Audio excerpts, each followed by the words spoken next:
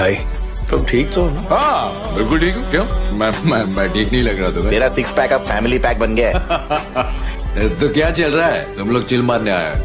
हमें एक मौका मिला है सब कुछ ठीक करने का। ठीक तो सिर्फ केबल करना है और बाकी क्या है करना? जो थैनोस ने किया। दोबारा मत लेना उसका नाम। आओ वही चेक नाम लेने को इधर अलाउ नहीं है।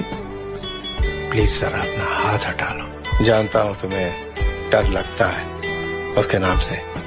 मैं क्यों डरूं? मैं भला क्यों डरूंगा उससे? बताओ। मैं वो हूँ जिसने मारा था उसे। कोई और है यहाँ जिसने मारा था उसे? एक मैं ही तो हूँ। तुम इस वक्त परेशान हो, मैं भी कभी परेशान था। और पता है मेरी मदद किसने की थी? नताशा? नहीं, वो तुम थे। तो तुम जरा इन एसगार्ड वासियों से पूछो कि क्या मिला मेरी मदद से इन्हें। तुम्हें लगता होगा कि तुम यहाँ आके इस देवदास को बोलोगे कि हाउस तो जोश और ये उठ जाएगा।